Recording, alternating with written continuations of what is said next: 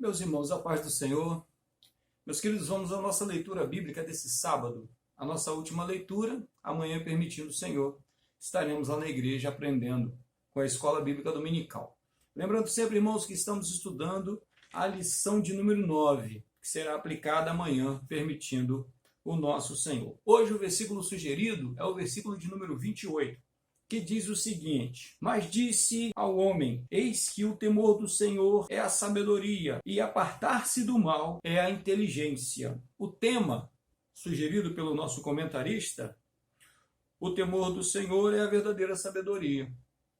Lembrando que essa semana nós estamos estudando sobre a sabedoria. Nós já discorremos aqui sobre diversos pontos do aspecto sabedoria e entendemos de fato que ela é um dom de Deus para as nossas vidas, que depende de um relacionamento com Deus, depende de eu estar andando com Deus diariamente, cotidianamente, né? Depende que eu esteja com Deus em todo o tempo, e Deus esteja comigo em todo o tempo. É muito interessante isso. As pessoas têm essa ideia de que Deus está comigo em todo o tempo, mas e o contrário, é verdadeiro também?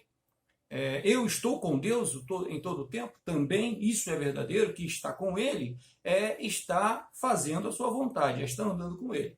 Então hoje o versículo ele já nos mostra isso, o versículo em si ele já nos mostra isso. O temor a Deus é o início, é o princípio, é o começo da sabedoria, né? E apartar-se do mal é a inteligência. Provérbios capítulo 8, versículo 13 nos diz o seguinte: o temor do Senhor é aborrecer o mal, a soberba e a arrogância, o mau caminho e a boca perversa. Então, irmãos, nós temos aqui 4 situações, mas observem bem. A soberba e a arrogância é a atitude que nós acabamos tendo. E qual é o objetivo dessa soberba que o ser humano, quando eu falo nós, eu falo ser humano, normalmente acaba tendo? É a soberba e a arrogância. E qual o objetivo? O mau caminho. O mau caminho sempre será o objetivo de quem é soberbo e de quem é arrogante. E qual é o fruto dessas pessoas? Qual é o fruto dessa caminhada? A boca perversa. E aí, onde é que está a atitude daquele que teme ao Senhor?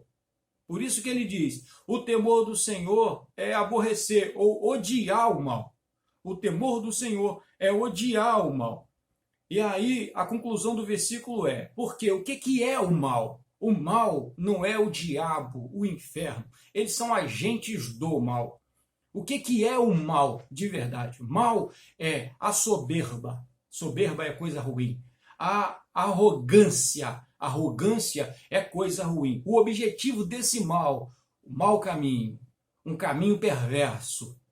E qual é o fruto que esta pessoa que anda nesse caminho perverso, que pratica a soberba, que pratica a arrogância, dão? Qual é o fruto que eles oferecem àqueles que estão à sua volta?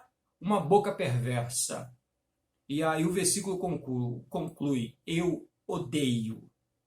Eu odeio o quê? Eu odeio a soberba, eu odeio a arrogância. Então, temer ao Senhor, que é o princípio da sabedoria, requer o aborrecer o mal, requer o odiar aquilo que é mal. De novo, não devemos espiritualizar isso. O que é espiritualizar? Eu trazer o diabo para essa situação, porque o diabo é o mal. Não, o diabo ele é um agente do mal. Eu também posso ser um agente do mal se eu andar na soberba, se eu andar na arrogância. Então, temer a Deus é eu aborrecer essas coisas, é eu odiar esse comportamento. Então, como que eu posso demonstrar? Qual é o fruto? Então, o fruto colhido de quem é soberbo e arrogante é uma boca perversa. O fruto colhido. Então, qual é o fruto colhido de quem teme ao Senhor? O que quem teme ao Senhor deve demonstrar? João, capítulo 14, é um capítulo bem conhecido por nós, que amamos os evangelhos. João capítulo 14, do versículo 12 ao versículo 21, existe aqui uma conversa de Jesus com a sua igreja, com os discípulos na época, muito interessante, e vamos dar uma olhada. Nós já estudamos isso aqui e estaremos sempre voltando aqui.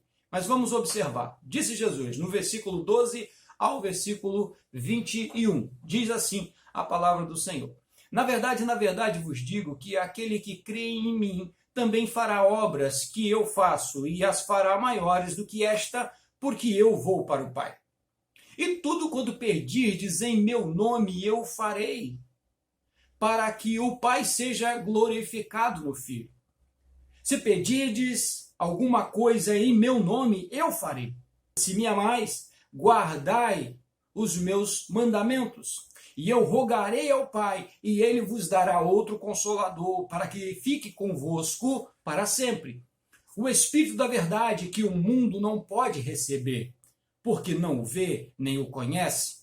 Mas vós o conheceis, porque habita convosco e estará em vós. Não vos deixarei órfão, voltarei para vós.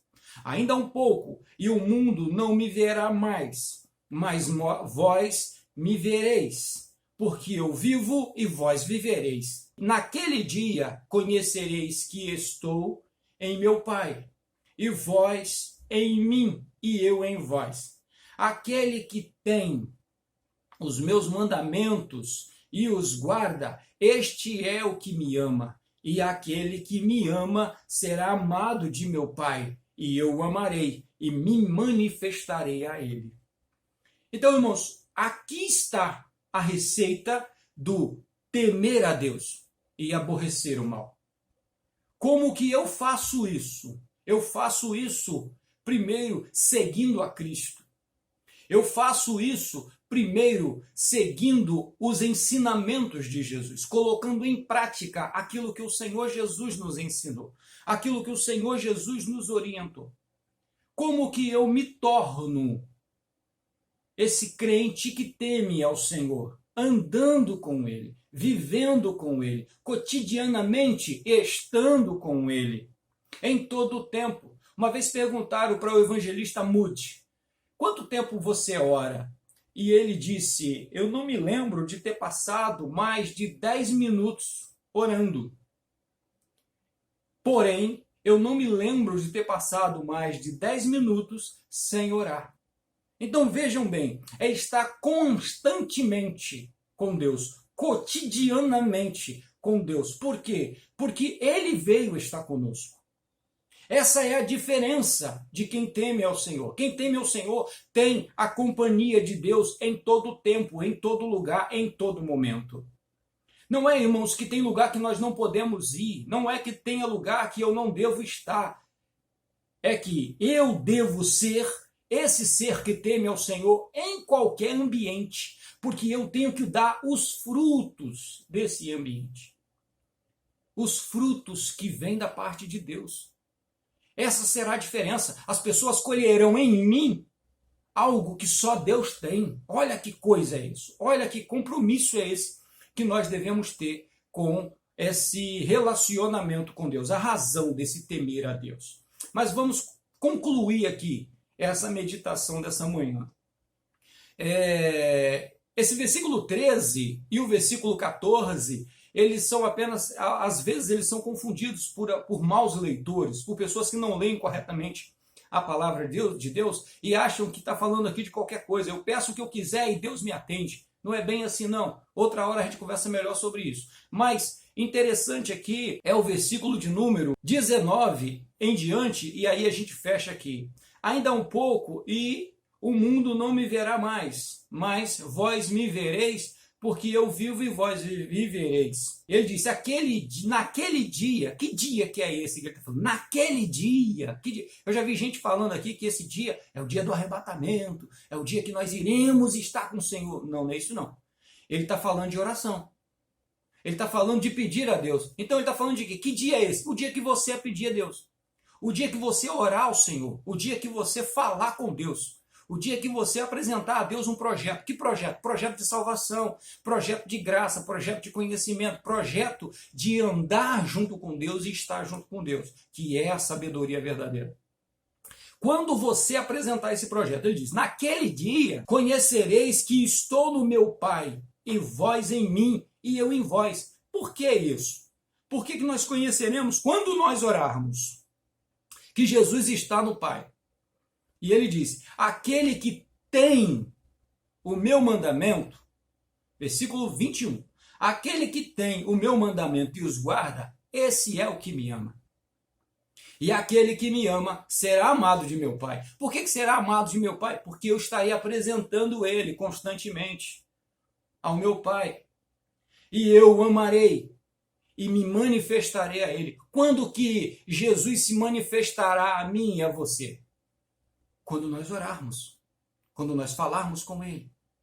E ele se manifestará a nós. De que maneira? De maneira tal que o mundo que está à nossa volta veja os frutos em nossas vidas de alguém que teme ao Senhor, de que guarda a sua palavra e que vive segundo a vontade de Deus e honra e glorifica o nome do Senhor. Então, o Pai, o Filho e o Espírito Santo serão glorificados na vida desta pessoa que teme ao Senhor.